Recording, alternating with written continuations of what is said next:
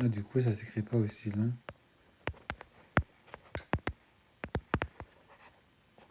Bon, je mets ça comme ça. Puis, voilà quoi.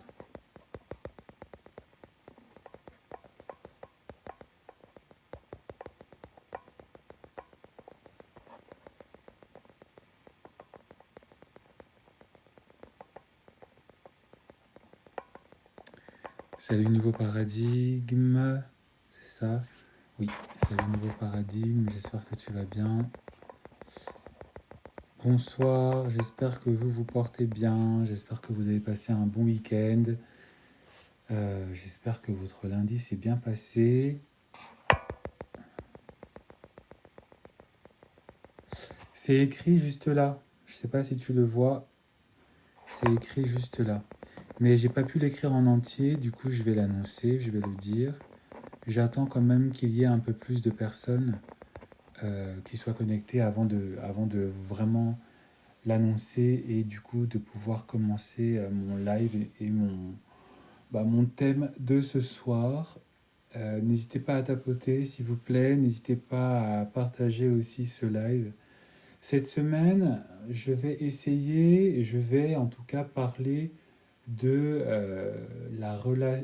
de comment vivre sa relation quand on est en famille ou quand on a un enfant ou quand en tout cas on a déjà eu en fait une expérience d'une précédente relation en gros. J'ai pas encore pré-écrit ou pré-pensé mes sujets, mais cette semaine, je me suis dit que je vais aborder des thèmes qui tournent en tout cas, voilà, d'une famille recomposée ou des choses comme ça. Et du coup, le thème enfin le sujet dont je vais parler ce soir, c'est effectivement le fait de vouloir être en couple alors que l'on a déjà un enfant. D'accord? Vouloir être en couple alors que l'on a déjà un enfant. Et pour ce soir, je vais plutôt m'adresser aux femmes. Je vais beaucoup ce soir m'adresser, me centraliser aux femmes qui ont un enfant, d'accord? Qui ont déjà eu un enfant d'une première relation, etc., etc. Malheureusement, la relation n'a pas marché, la relation n'a pas réussi, il y a eu la rupture et en fait, à un moment donné, et c'est le cas de beaucoup de femmes, c'est le cas de beaucoup d'entre vous en tout cas, merci Crazy Demons pour les roses, pour les 6 roses, oh là là. Euh, il y a toujours la question de est-ce que je me remets en couple, est-ce que voilà, est-ce que le fait d'avoir un enfant sera un frein? D'accord, merci Zaïtienne pour les roses. Est-ce que le fait d'avoir un enfant sera un frein, peut-être un frein, d'accord, pour pouvoir attirer un nouveau partenaire, pour pouvoir attirer et rencontrer quelqu'un? Et est-ce que cet enfant sera accepté? Est-ce que cet enfant et est-ce que aussi je vais réussir à vivre et à avoir une bonne balance entre ma vie de mère et la vie aussi de partenaire que j'ai avec ce nouvel homme, avec cet homme qui veut rentrer dans ma vie. Et aussi, est-ce que c'est possible? Pourquoi je m'intéresse à cette question? C'est parce qu'évidemment, beaucoup de femmes aujourd'hui sont dans cette situation, d'accord?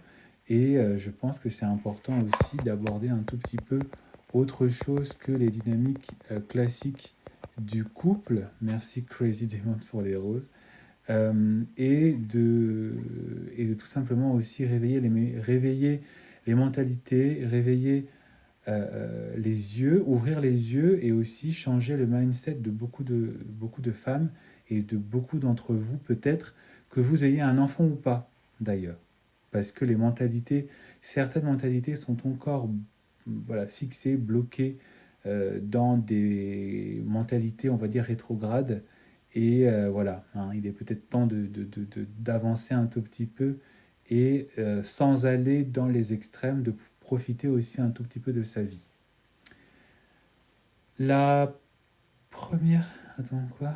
Bonjour, de quelle question tu parles? hein, je vais me répéter, je viens de terminer.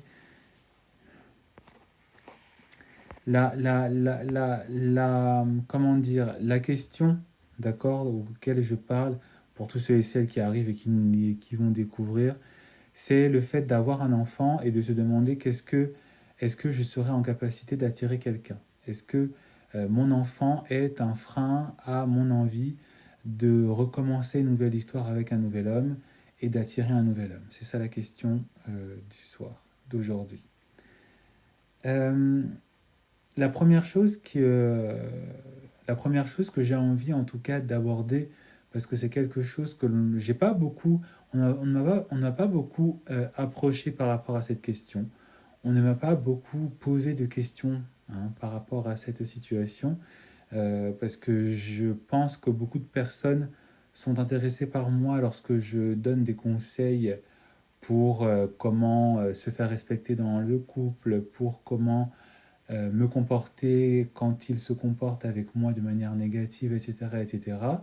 Mais en tout cas, les quelques fois où j'ai été abordé par rapport à cette question, c'est déjà la chose suivante, c'est que enfin, j'ai remarqué qu'il y a deux modes de pensée par rapport à cette question.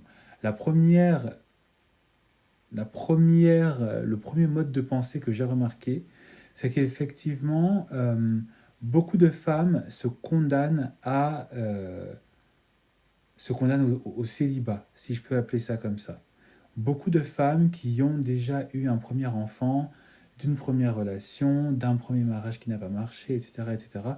Beaucoup d'entre elles, en fait, se condamnent au célibat. Beaucoup d'entre elles pensent qu'effectivement, ce n'est pas possible, d'accord, d'avoir un enfant d'une première union, d'un premier copain, voilà, et de ne pas être en capacité de trouver quelqu'un. Et c'est même un mode de pensée, c'est même une décision, c'est même une réalité que beaucoup de femmes ont, que la majorité des femmes ont. Beaucoup d'entre vous, parce que votre première relation n'a pas réussi, parce que une relation n'a pas réussi, parce que un premier homme ou cet homme avec qui vous avez créé quelque chose, avec qui vous vous êtes marié, avec qui vous avez eu un enfant, avec qui en tout cas vous avez tenté de vivre quelque chose, vous pensez que comme ça a marché, ça veut dire en fait que vous n'avez pas le droit, que vous n'avez plus le droit de vous donner une seconde chance, une troisième chance, peu importe le nom, le numéro de la nouvelle chance, le chiffre ou le numéro de la nouvelle chance que vous voulez vous donner, vous avez du mal. Vous condamnez à la solitude, vous vous refusez hein, à cette possibilité de rencontrer quelqu'un de nouveau. Et c'est quelque chose que je remarque chez beaucoup de femmes. Il y a très peu de femmes, excepté les grandes bandites, hein, c'est comme ça que moi je les appelle, excepté les grandes bandites, excepté hein, les grandes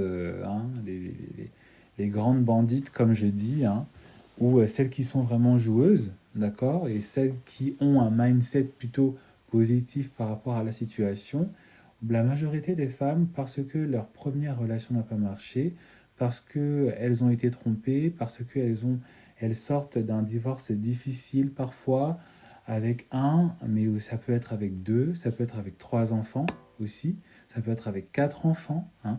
Beaucoup d'entre vous, vous allez dans un mindset qui est plutôt négatif par rapport à la question, vous allez dans un mindset qui est plutôt péjoratif.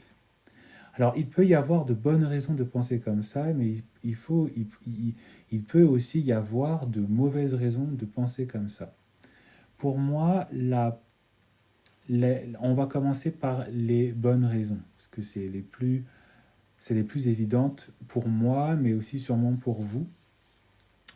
Les bonnes raisons qui pourraient peut-être vous faire croire qu'effectivement vous n'êtes pas en capacité de retrouver l'amour, hein, tout simplement, c'est parce que déjà, peut-être c'est dans votre tradition, dans vos convictions religieuses, d'effectivement de penser qu'à partir du moment où tu as connu un homme, à partir du moment où tu as été, surtout pour celles qui ont été mariées, d'accord, à partir du moment où vous avez été avec un homme, que vous avez été marié, mais pas forcément à partir du moment où certaines femmes, sans aller au mariage, mais elles se disent que par rapport à la coutume, la tradition, par rapport à la religion, à partir du moment où un homme, elles ont connu un homme nu, pour parler clairement, crûment, si cet homme-là disparaît, si cet homme-là ne veut plus continuer avec elle, si cet homme-là arrête la relation, ou si elles sont poussées aussi à devoir arrêter la relation avec cet homme, elles n'ont pas le droit de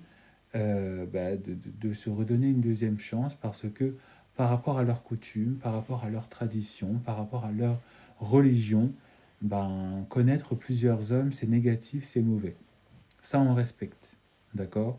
Si ta religion, si ta coutume, etc., de- t'interdit effectivement de connaître plusieurs hommes, moi, en tant que coach, je ne suis pas là pour m'interposer, m'opposer par rapport à tes convictions et surtout essayer de te prêcher un évangile qui prône effectivement la liberté des mœurs et la liberté de ton intimité. Si effectivement ton intimité, si tu as respecté ton intimité, si tu t'es respecté toi-même, hein, et je ne suis pas en train de dire que si tu ne respectes pas ta religion, c'est que tu ne te respectes pas, non.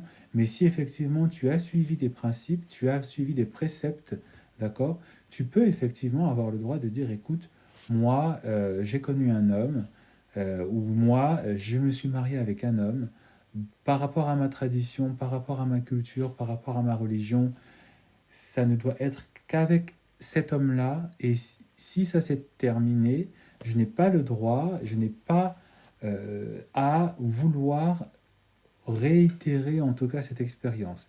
Et on respecte, et ça se respecte. D'accord. Et effectivement, tu peux par rapport à ça te dire que, bah écoutez, voilà, au revoir ma vie de couple, au revoir la vie et au revoir ma vie intime, parce que beaucoup de femmes, par rapport à leur religion notamment, ben, si elles ont divorcé, elles se disent, notamment dans beaucoup de religions, elles se disent que, et notamment chez les chrétiens, chez les catholiques, normalement c'est ça la règle, si tu as été marié une fois et que ton mariage a été annulé, que tu as mis fin à ton mariage, pour de bonnes ou de mauvaises raisons, théoriquement, tu n'as pas à te remarier. Tu dois dire au revoir à ta vie de couple. Tu dois dire au revoir en fait à ta vie sexuelle aussi. Parce qu'avec la rupture du mariage, c'est forcément aussi la rupture d'une vie intime. Et c'est normal. D'accord. Et ça n'est pas. Et parce qu'on me l'a déjà posé cette question, on m'a effectivement demandé, une femme, notamment une fois, il y a très longtemps, il y a peut-être 2 ans ou 3 ans, je ne sais plus, m'avait posé cette question qui était de savoir, coach, qu'est-ce que je fais? Ma foi m'interdit de me remarier. Je ne suis censé ne connaître qu'un seul homme. Ça, c'est mal terminé. Est-ce que j'ai le droit à refréquenter quelqu'un d'autre? Est-ce que j'ai le droit d'être intéressé par un autre homme? Et moi, je lui ai dit, écoutez, je pense que tu t'adresses à la mauvaise personne.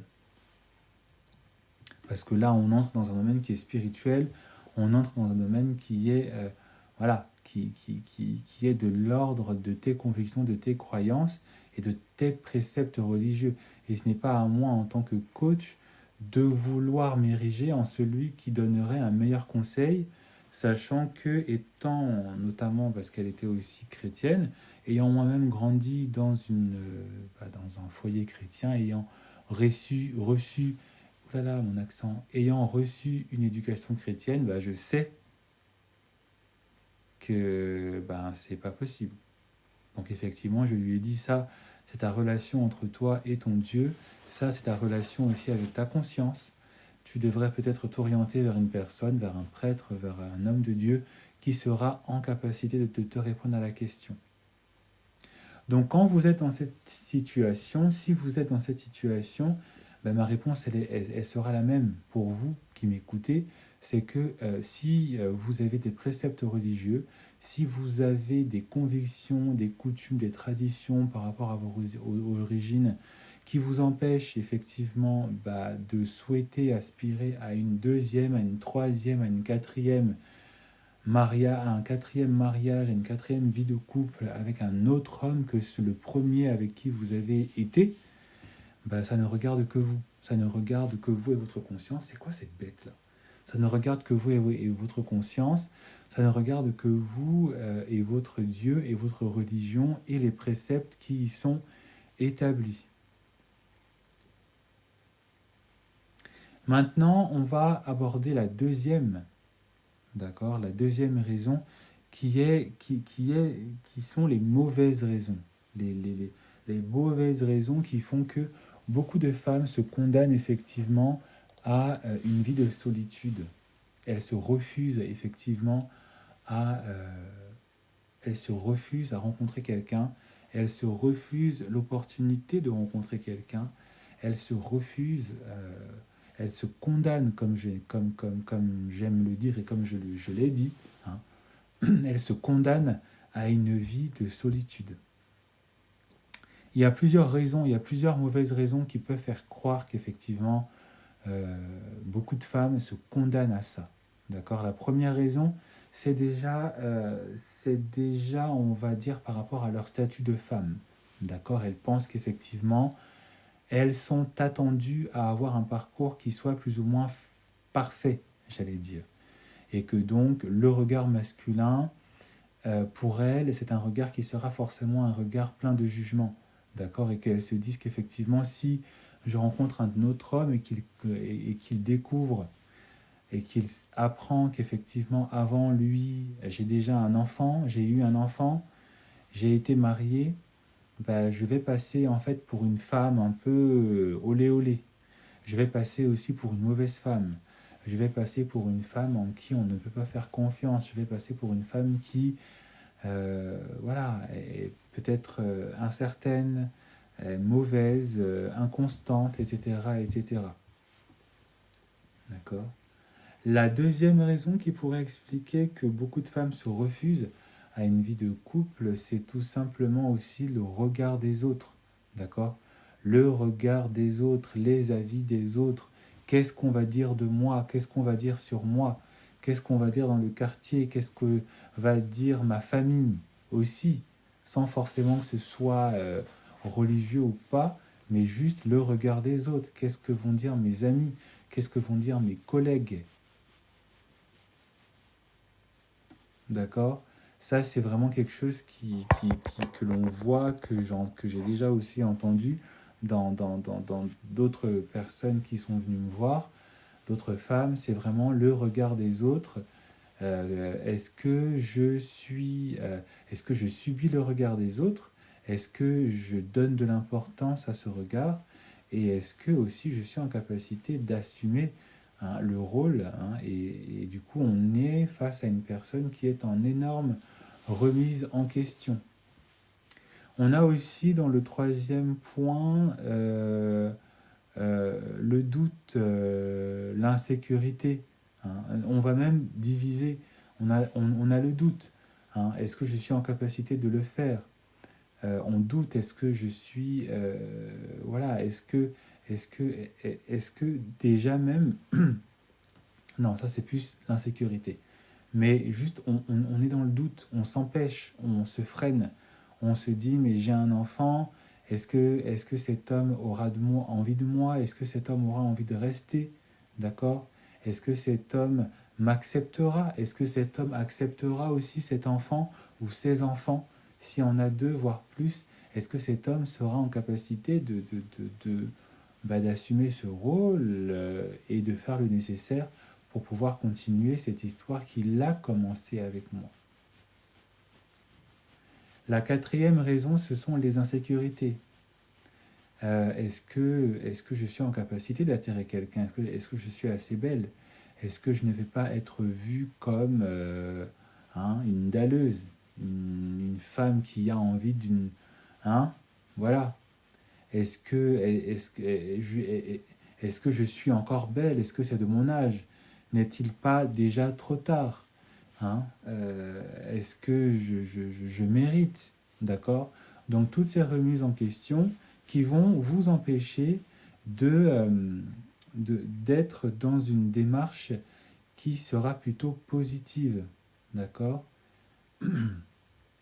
Des remises en question qui vont vous empêcher aussi de rester lucide parfois, hein, dans la situation que vous vivez. Et quand je dis parfois, c'est que en fait, vous rencontrez quelqu'un, vous avez un enfant, vous avez deux enfants, vous rencontrez quelqu'un, d'accord? Et puis, sans trop savoir ce dans quoi vous vous embarquez, vous rencontrez quelqu'un, vous vous embarquez en fait dans cette histoire, et puis au fur et à mesure que ça devient de plus en plus sérieux, vous vous remettez en question. Vous commencez à douter, vous commencez à douter de vous, vous commencez à douter aussi de l'autre, vous commencez aussi à douter de ses capacités aussi à vous accepter et à accepter cet enfant ou à accepter les enfants qui sont de vous. D'accord? Et c'est de là qu'on retrouve une nouvelle raison qui vous empêche effectivement de rentrer dans cette nouvelle histoire. Comme je l'ai dit tout à l'heure, il y a quelques secondes, c'est le doute que vous avez par rapport à l'autre. C'est-à-dire que ce n'est pas des doutes que vous avez peut-être de vous-même, d'accord? Enfin, pas en tout cas directement, mais en fait, vous vous demandez si, hein, cet homme notamment sera en capacité de vous accepter. Est-ce que cet homme va assumer, d'accord? Donc ce n'est pas totalement vous qui vous remettez en question, vous remettez en question, vous jugez déjà et vous osez avoir déjà un avis négatif sur l'avis que va décider cet homme sur vous, sur cet enfant et sur ses enfants. Ou sur ses enfants si vous en avez plusieurs. En commençant par deux, évidemment. Et c'est là où, en fait, moi, en tant que coach, je surviens, je surgis, je sors de mes ombres en vous disant, mais regarde comment est-ce que tu penses, regarde comment est-ce que tu te perçois, et regarde aussi comment est-ce que tu perçois l'autre, hein. Parce que tout est une question de perception de soi, de perception de sa situation, de perception aussi de, de, de, de ses enfants, parce que parfois on se dit, mais voilà, j'ai un enfant, ça va être un fardeau. Donc toi, tu vois en tant que femme, tu perçois, tu juges aussi cet enfant comme étant un fardeau pour toi, hein. Et en disant en fait que comme il est un fardeau pour toi par rapport au fait que tu n'es pas avec son père, cet homme qui ne sera pas son père va le voir également comme un fardeau. D'accord? Et c'est en fait là que moi j'apparais pour essayer de rétablir les choses, parce que c'est quand même parfois un tout petit peu dommage de voir à quel point l'être humain est parfois en capacité d'être pour lui-même son propre ennemi, d'être pour lui-même son propre frein, d'être pour lui-même en fait sa propre condamnation, comme je l'ai dit en début de ce live. N'hésitez pas à tapoter s'il vous plaît. C'est là où moi j'interviens parce que effectivement mon travail en tant que coach, il n'est pas là pour condamner, mais il est là en fait pour orienter. Et pour orienter dans le positif ou orienter dans quelque chose qui va en adéquation avec ton identité, ta personne et évidemment tes convictions, etc., etc. D'accord? Comme je l'ai dit au tout début, si c'est ta conviction religieuse, si c'est ta coutume, ta foi, etc., qui t'empêche, hein, qui te condamne, entre guillemets, à refaire ta vie, ben, je ne vais pas, en tant que coach, te dire, mais écoute, libère-toi, fais ce que tu veux, on n'a qu'une vie, ton Dieu, il ne te voit pas, personne n'est là pour te juger, etc., etc. Je ne suis pas là pour m'insérer dans ta tête et pour te forcer, hein, pour te moduler d'une manière qui peut-être ne te convient pas, parce que c'est pas forcément la religion, ça peut être aussi toi-même tes goûts, toi-même tes choix. Il y a des femmes qui ne sont pas forcément religieuses, il y a des femmes qui ne sont pas forcément des grandes pieuses, d'accord? Mais elles ont en fait cette vision un peu traditionnelle, hein. C'est pour ça que j'ai parlé aussi de coutume, c'est pour ça que je parle aussi de conviction, d'accord? Ce n'est pas forcément un ordre d'ordre spirituel, d'accord? C'est juste une décision, c'est juste aussi peut-être une éducation. Il y a beaucoup de femmes qui, pour elles, quand elles ont été dans une relation, d'accord, quand elles ont surtout eu un enfant, quand elles ont été mariées, sans avoir besoin d'être catholique, musulmane, juive, ce que vous voulez, pour elles, c'est inenvisageable de refaire leur vie. Soit par conviction, parce qu'elles adhèrent en tout cas à la vieille école, mais soit aussi ça peut être par déception, par doute, par crainte, par flemme aussi.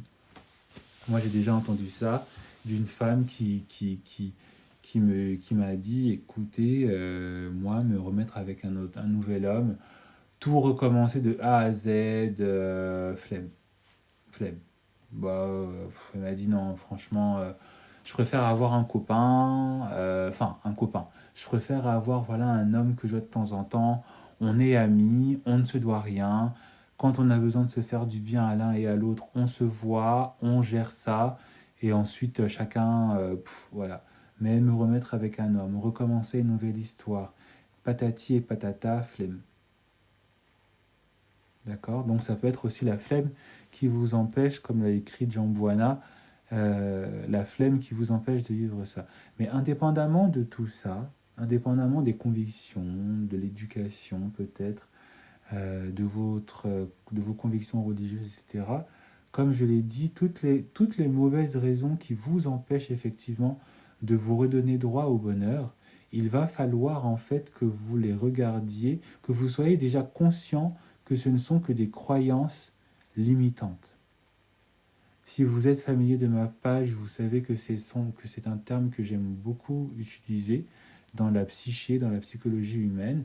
C'est que, en fait, beaucoup d'entre nous, hein, moi y compris, hein, je m'inclus, hein, on a été bloqué, on s'est empêché de vivre des choses par rapport à des croyances limitantes que l'on a écoutées, qui nous venaient parfois de nous-mêmes, qui nous venaient parfois du regard des autres, qui nous venaient aussi de nos peurs, de nos insécurités, qui nous venaient aussi d'expériences passées parfois que l'on a nous-mêmes vécues, mais aussi parfois d'expériences passées que l'on a vues expérimenter chez les autres.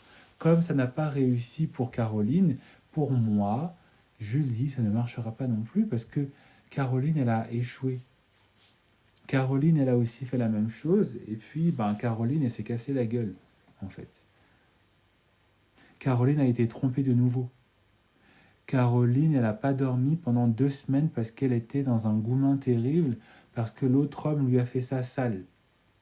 Donc on se dit que donc on écoute des croyances limitantes, on se laisse convaincre par ces croyances limitantes, et on se dit qu'effectivement, ben non, j'ai un enfant, ben non, j'ai 2 enfants, ben non, j'ai 3 enfants. Et avoir à nouveau une vie de couple, ça n'est pas possible, ça n'est pas fait pour moi. Je suis trop vieille, je suis trop âgée, ce n'est plus de mon âge, etc., etc. Hein. Je n'ai pas la force, j'ai peur, ah oui, le fameux j'ai peur de souffrir à nouveau, j'ai peur d'être déçu à nouveau, j'ai peur de tomber encore sur un autre homme qui ne va pas me respecter. J'ai peur, hein, la peur, croyance limitante, sentiment limitant, hein, qui vous empêche effectivement d'aller peut-être vers ce quoi vous allez. Et ce qui vous empêche, hein, pour résumer tout ça, ce qui vous empêche peut-être aussi de croire que c'est possible, c'est parce que vous avez peur, non pas d'échouer, mais vous avez peur de vous retrouver dans la situation où ça réussit, parfois. Ce n'est pas le fait de ne pas d'échouer, ce n'est pas le fait de ne pas réussir qui vous empêche, mais c'est le fait de savoir qu'est-ce que je fais, qu'est-ce que je dis, comment est-ce que je me comporte, hein, si ça réussit. Et parfois c'est inconscient. Et parfois c'est inconscient. C'est comme beaucoup de personnes ici sur d'autres lives qui disent qu'effectivement beaucoup de personnes ont peur de vivre de leurs rêves, de devenir des artistes, de devenir des personnes célèbres, pas parce qu'ils ont peur d'échouer, mais parce qu'ils ont peur de ce à quoi ils seront confrontés si ça réussissait. Et c'est la même chose aussi pour ce thème, c'est la même chose aussi pour ce sujet, c'est la même chose aussi pour ce thème que l'on aborde ce soir. Beaucoup d'entre vous, vous n'avez pas peur que ça échoue, vous avez peur si au contraire ça réussit. Parce qu'en fait, quelle est la réalité lorsque l'on est une femme avec un, deux, peut-être trois enfants d'une précédente relation et que l'on rencontre un nouvel homme? C'est que l'on part déjà avec une expérience. On part déjà avec un vécu. On part déjà avec aussi un bagage. Et normalement, quand on est suffisamment honnête avec soi-même, quand on est en capacité effectivement d'avoir fait le deuil de cette première relation, on est en général plus revancharde sur la vie. On est en général plus motivé sur la vie. Vous êtes, mesdames, en général, pour parler de manière plus sèche, plus claire, hein, en général plus sexy, sans vous en rendre compte. Et c'est ça qui fait que beaucoup de femmes, elles rencontrent parfois plus facilement un homme après une rupture. Parce que, en fait, elle dégage une assurance, elle dégage en fait aussi un côté un peu nerveux qui font que vous ne vous positionnez plus différemment, vous ne vous habillez plus différemment, vous ne vous tenez plus différemment, vous dégagez une énergie de liberté, ce qui fait que la plupart des hommes, surtout si vous êtes dans une tranche d'âge où les hommes sont en général plus raisonnés, c'est-à-dire la trentaine, la quarantaine, la cinquantaine, ben vous attirez plus facilement parce que les hommes sentent cette énergie. Et je ne parle pas forcément des hommes de vos âges, trentaine, quarantaine, cinquantaine, parfois je peux parler d'un homme qui est plus jeune, hein, que vous, je veux dire. Et donc effectivement, quand vous rencontrez cet homme, vous vous posez la question, mais est-ce que je serai en capacité d'assumer? Est-ce que je serai aussi en capacité voilà, d'être peut-être aussi cette femme que je pense que cet homme recherche? Bonsoir, vous parlez de quelle énergie? Ben, je parle d'une énergie plus féminine, je parle d'une énergie aussi est plus, euh, qui est plus libre, hein, une énergie dans votre comportement, parfois dans votre style, mais tout simplement aussi dans votre manière de vous comporter. Même chez la femme qui a été brisée, même chez la femme qui a été trompée, qui ne s'en remet pas de son deuil, de sa rupture, de son deuil de couple, de son divorce, etc. Parce que ce thème concerne aussi des femmes qui sortent de mariage, hein, qui ont divorcé. Vous ne vous en rendez pas compte, mais euh, cette sensibilité, en fait, est parfois vue comme une force par un autre homme qui ne vous connaît pas, mais qui est attiré par vous. Et du coup, quand cet homme vous approche, quand cet homme vous regarde, quand cet homme est en train de s'intéresser à vous, quand cet homme, qui la plupart du temps, en général, je ne dis pas à tous les cas, mais en général, c'est plutôt un homme qui est là avec de bons intérêts, avec des intérêts sérieux. Quand cet homme s'intéresse à vous, vous mettez le frein, vous doutez, vous refusez à cela, vous avez peur. Vous avez peur de décevoir cet homme, mais vous avez surtout peur de vous être déçu parce que vous pensez que cette relation se finira forcément de manière négative, se finira de manière pessimiste, alors que la plupart du temps, ça n'est pas le cas.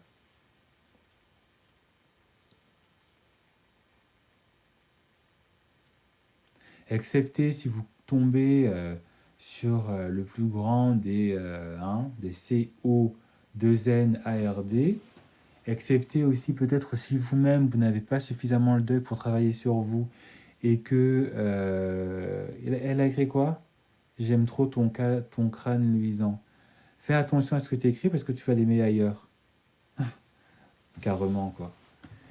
Je ne sais même plus qu'est-ce que je disais, mais en tout cas, voilà, vous bloquez, vous réfrénez hein, à cette histoire parce que vous émettez des avis, des idées, des décisions qui sont déjà négatives.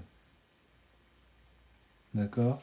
Et vous émettez des avis négatifs sur vous-même parfois. Vous émettez des avis négatifs sur la personne alors que vous ne le connaissez pas.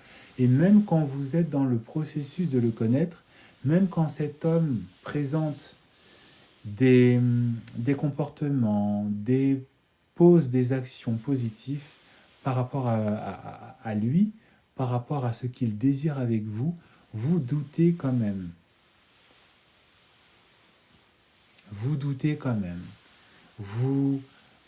Voilà, vous freinez la relation, vous fuyez, vous jouez un tout petit peu à la difficile, mais on sent qu'il y a, d'accord, de la peur, de la crainte, on sent que vous vous bloquez, hein, vous vous empêchez, vous vous interdisez de vivre les choses.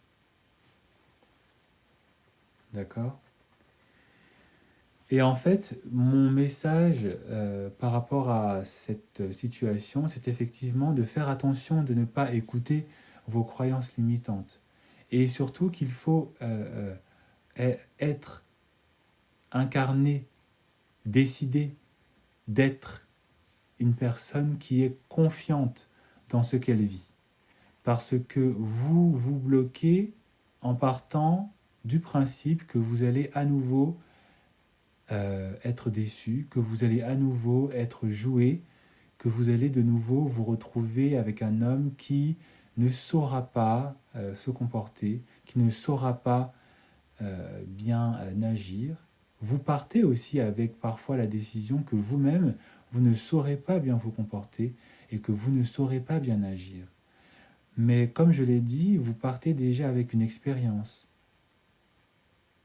À quoi est-ce que cela vous sert d'avoir rencontré quelqu'un, d'avoir fait un enfant, 2 enfants avec un homme, et de vous retrouver à vous comporter comme si vous étiez des vierges effarouchées qui ne connaissiez rien de la vie? Ça vous sert à quoi en fait? Ça vous sert à quoi? Vous avez l'expérience, vous avez l'avantage de l'expérience.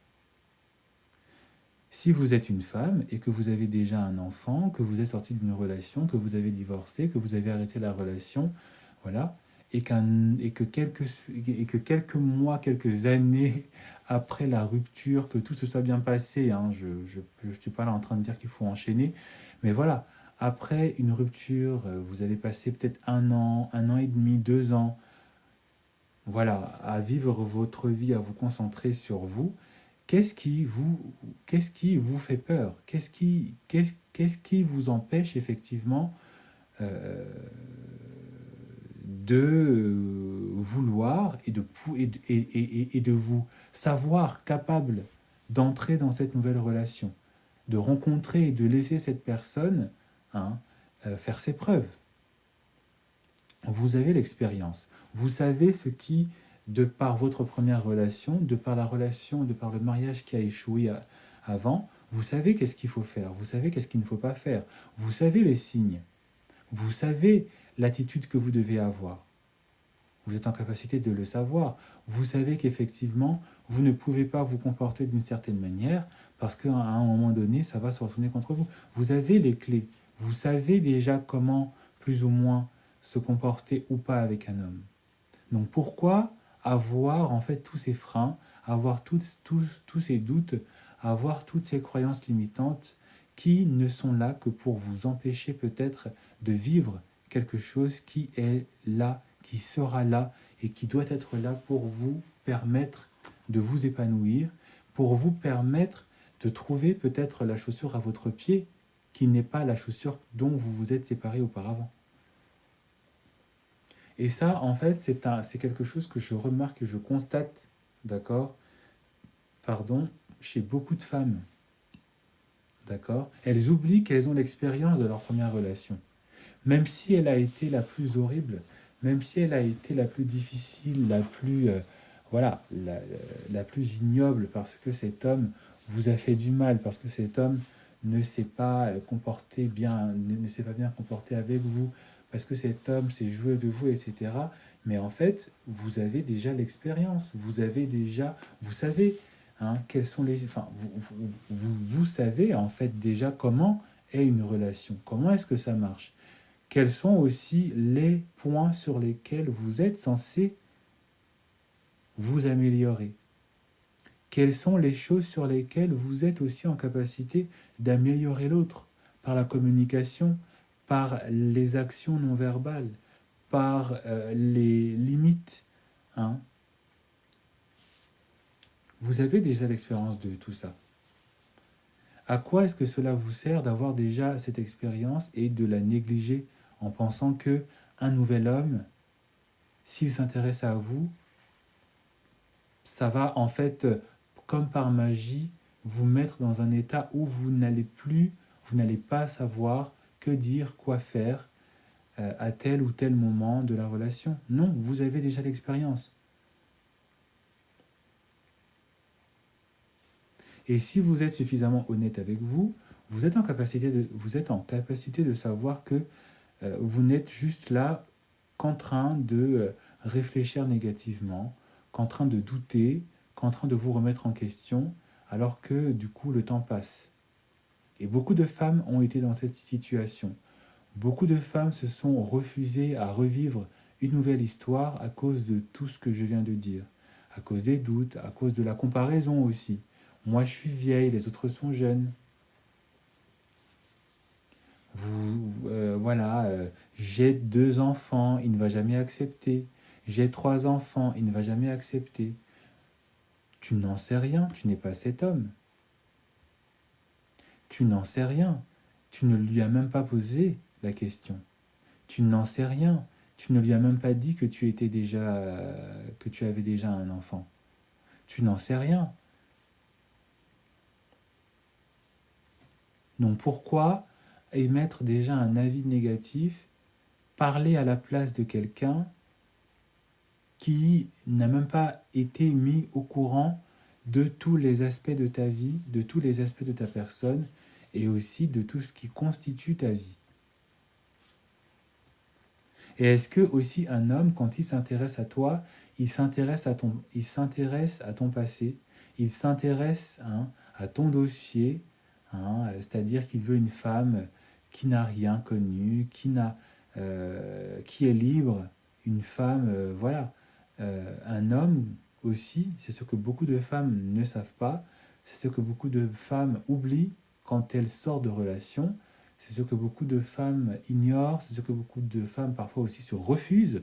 Elles refusent d'adhérer à cette réalité. C'est qu'un homme, peu importe qui il est, peu importe qui tu es, peu importe ce que tu as fait, peu importe quelles ont été tes déceptions, un homme, quand il t'aime, il t'aime. Peu importe qui est ton enfant, qui sont tes enfants, un homme honnête, un homme sincère, un homme qui veut vraiment être avec toi, il ne se laisse pas normalement démotiver, abattre par des excuses ou par des situations.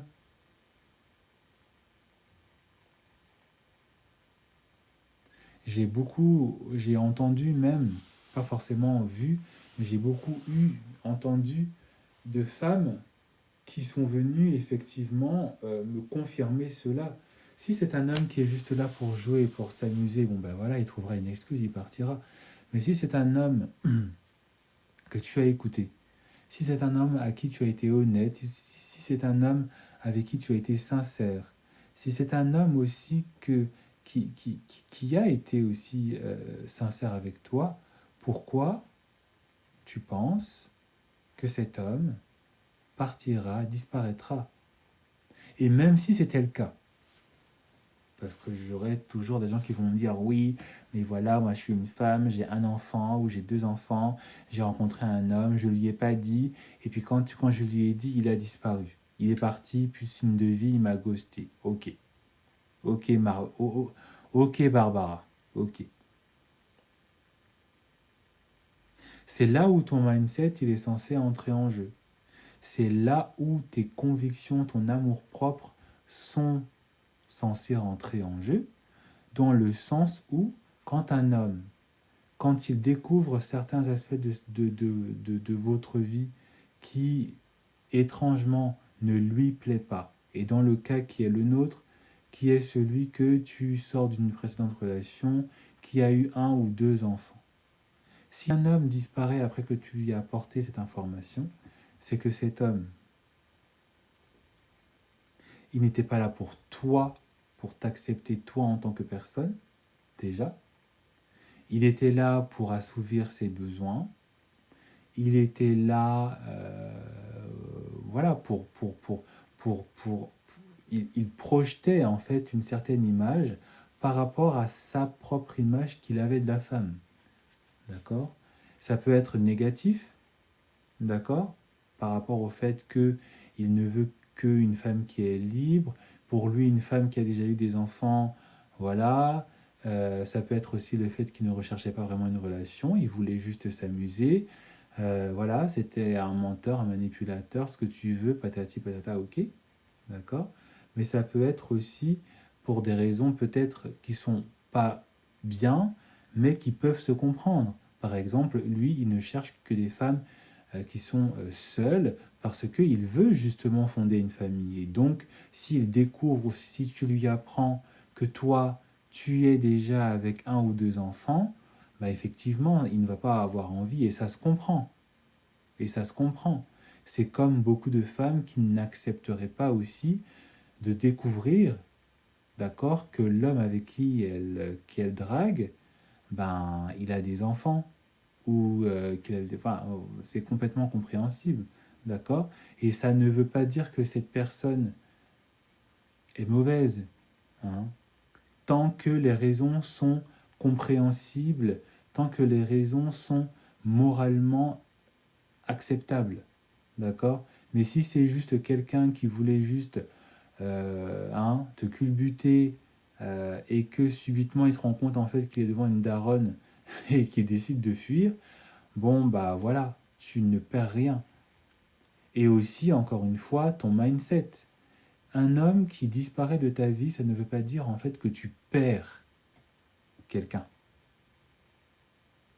Tant que les raisons sont mauvaises, tant que les raisons sont douteuses, tant que les raisons sont malhonnêtes, tu ne perds pas quelqu'un. Au contraire, ce n'est pas la fin de ta vie. Au contraire,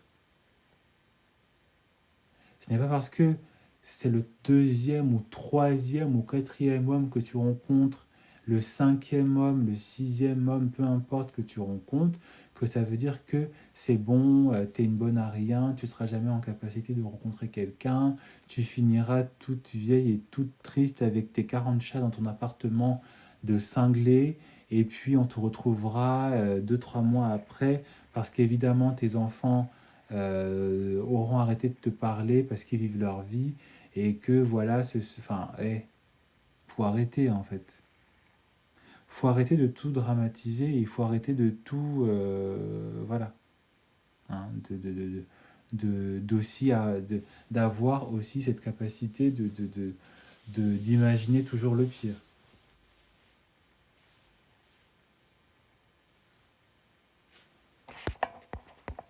On m'a posé une question. Je ne sais pas pourquoi, mais moi, je suis facilement intimidé.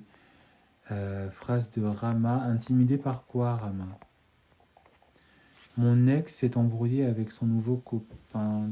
Bon, bah écoute, bon courage. Hein. Et je ne sais pas trop pourquoi tu me présentes cette information, mais je pense que tu devrais plutôt t'intéresser à toi-même, penser à ton argent, penser à comment est-ce que tu vas vivre ton Noël, penser à comment est-ce que tu vas t'habiller pour la fête de fin d'année, et peut-être penser à tes nouvelles résolutions pour 2026. Parce que dans un mois, c'est la nouvelle année, au fait. Hein?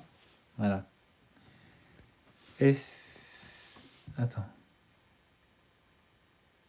Qu'est-ce qu'on fait quand on est trop dans l'idéalisation? Brenda, j'ai pas compris. Ah, qu'est-ce qu'on fait quand on est trop dans l'idéalisation? Quand on est trop dans l'idéalisation, on est dans l'émotionnel. Du coup, on n'est pas dans le rationnel. On se laisse, comment dire, on est berné, d'accord, par nos sentiments. On pense que cet homme, c'est le bon. On ne le voit pas tel qu'il est. On ne pense pas à l'argent. Hein. On se dit qu'on va accepter tout, qu'on va supporter tout, qu'on va tout comprendre, qu'on va se, qu'on va se sacrifier parce qu'on idéalise. On prend cet homme pour notre sauveur, alors que parfois cet homme, c'est ton ennemi.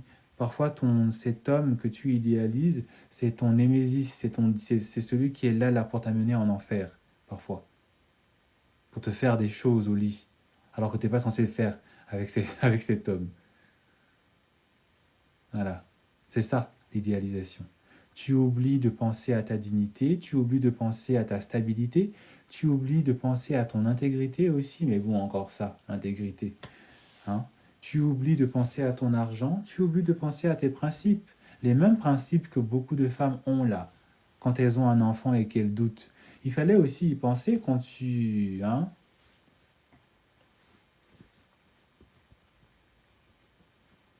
Tu oublies de penser aussi à tes économies, tu oublies de penser à ce qu'un homme doit apporter dans ta vie. Toi, tu lui apportes des choses, mais lui ne t'apporte rien. C'est tout ça qui font que dans l'idéalisation, vous finissez par vous perdre.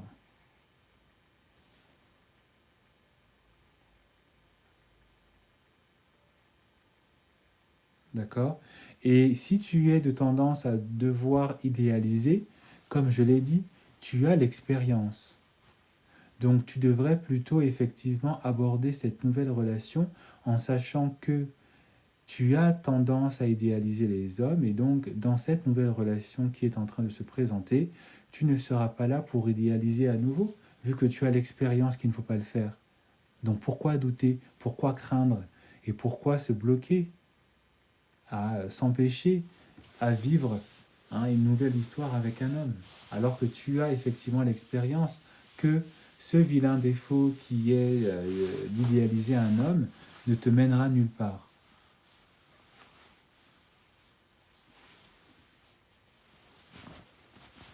Bah oui, bah oui, bah oui.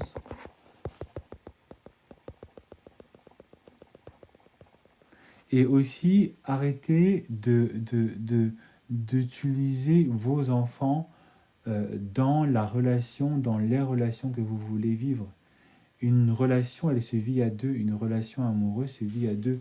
Effectivement, il doit l'accepter. Et si cet homme est sincère, il va les accepter. Si cet homme aussi est en capacité de les accepter, émotionnellement parlant. Parce que la plupart des femmes qui ont toujours ce genre de phrases, elles oublient qu'effectivement, si l'homme est parti, si l'homme a fui, si l'homme a refusé, c'est peut-être aussi le fait que, émotionnellement parlant, il n'était pas prêt. Peut-être qu'il n'était pas suffisamment mature, peut-être qu'il se refusait aussi à une forme de maturité. Parce que la maturité, c'est comme le fait, c'est comme apprendre aussi un instrument, c'est en la pratiquant, c'est en apprenant, c'est en agissant comme une personne mature que l'on devient mature aussi. La maturité, c'est pas un état de fait qui vous tombe dessus comme un anniversaire. C'est aussi une question de pratique. Il y a beaucoup de personnes qui sont âgées, il y a beaucoup de personnes qui sont de grands adultes et elles pourraient être en capacité de se comporter de manière mature. Elles savent qu'elles doivent se comporter d'une certaine manière, mais elles choisissent et elles s'entêtent à se comporter comme si elle ne l'était pas.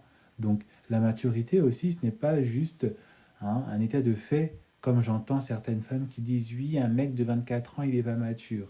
Mais parfois, l'homme de 24 ans que tu dis qui n'est pas mature est parfois plus mature que ton pépé de 45 ans que tu vas culbuter et qui te lâche au moindre problème et qui n'est même pas en capacité de payer tes factures. Alors que le garçon parfois de 24 ans, il est plus mature que ton pépé de 45 ans parce que il est conscient de son état, parce qu'il se dit qu'il faut que vous alliez doucement, parce que parfois il se refuse à toi.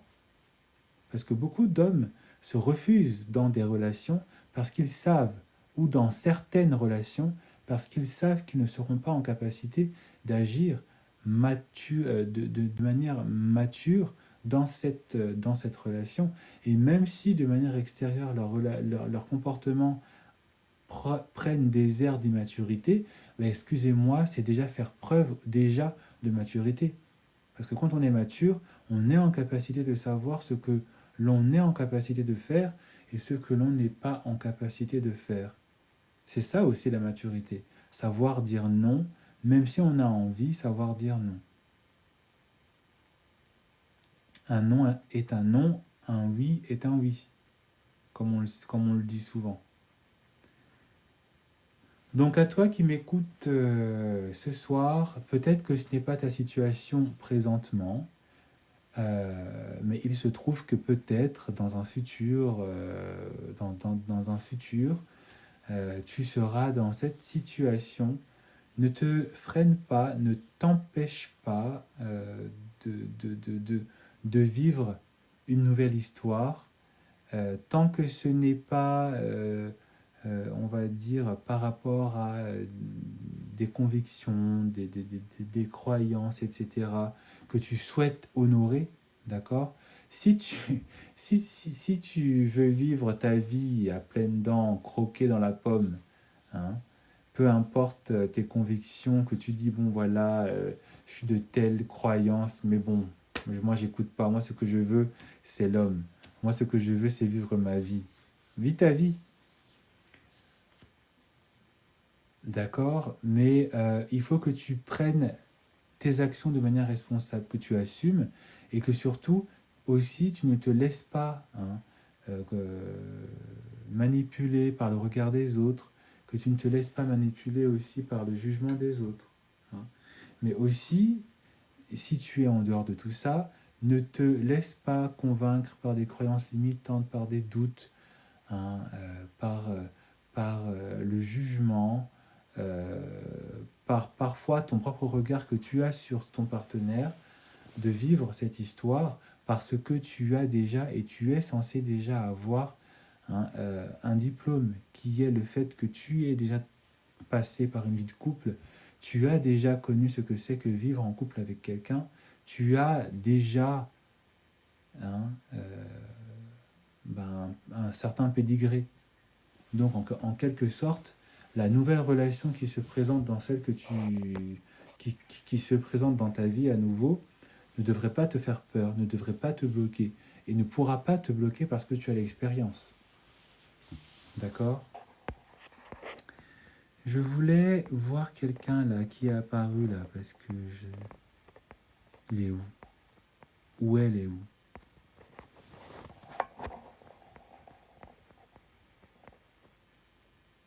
Ah voilà. Écoutez, je vais faire un petit voilà. Ah bon. Je verrai ça plus tard. En tout cas, quoi qu'il en soit, j'espère que ce live vous a plu, vous a aidé. Euh, Prenez soin de vous, veillez sur vous, veillez sur votre mental, travaillez aussi votre mental, votre amour-propre, votre estime, et ne vous laissez pas atteindre par des blocages, par des craintes, par des peurs, par des croyances limitantes, que ce soit dans votre vie présente, mais surtout aussi dans votre vie future, parce que vous ne pouvez pas et vous ne savez pas et vous ne serez pas en capacité de le savoir, sinon de le vivre, ce qui vous attend, hein. Et parfois, comme je l'ai dit, beaucoup de femmes se bloquent, s'empêchent d'être heureuses parce qu'elles pensent qu'effectivement, ce bonheur ou cette relation ou cet homme qui se présente leur est interdit. Je vous souhaite une bonne soirée et je vous dis à bientôt.